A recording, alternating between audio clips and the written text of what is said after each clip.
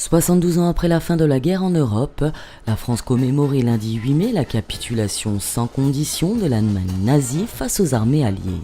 À Mont-de-Lange, la commémoration a eu lieu place du Général de Gaulle, au monument aux morts, monument vers lequel s'est dirigé le cortège, formé par les élus de la municipalité, les associations patriotiques, les enfants des écoles primaires et la batterie fanfare de la localité. C'est là qu'ont été prononcés les discours officiels avant qu'un dépôt de gerbe ne soit effectué en mémoire à toutes les victimes de ce conflit qui fit plus de 36 millions de morts sur notre continent. Nous célébrons la victoire des hommes libres sur une idéologie totalitaire. Cette journée est dédiée à la liberté. Cette liberté qui est la première des trois valeurs réunies dans la devise de notre patrie, la France. Les victimes de la Seconde Guerre mondiale nous interpellent. Comment éviter le retour à de si grands malheurs ? Tous ceux qui se sont dressés durant cette guerre, au péril de leur vie, contre le totalitarisme, répondre, ne pas subir. Ne pas subir, ce fut ce qu'ont fait ceux qui se sont dressés contre les ennemis de la liberté. Ne pas subir, c'était refuser la défaite. Ne pas subir, c'était combattre, coûte que coûte, jusqu'à l'écrasement total des régimes liberticides.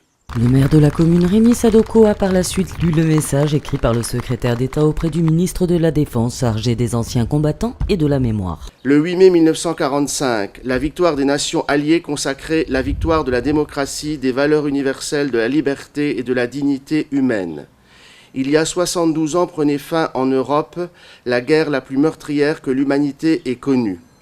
Plus de 50 millions de femmes, d'hommes et d'enfants, dont la moitié de civils, périrent dès le 18 juin 1940, par la voix du général de Gaulle. La France avait dit son refus et sa volonté d'agir pour retrouver sa place au sein des grandes nations, afin de porter son message universel de liberté, d'égalité et de fraternité. Le 8 mai 1945, la France était à Berlin, effaçant la défaite de mai 1940 et l'esprit de collaboration. Aujourd'hui, nous rendons hommage à toutes les générations de la Seconde Guerre mondiale.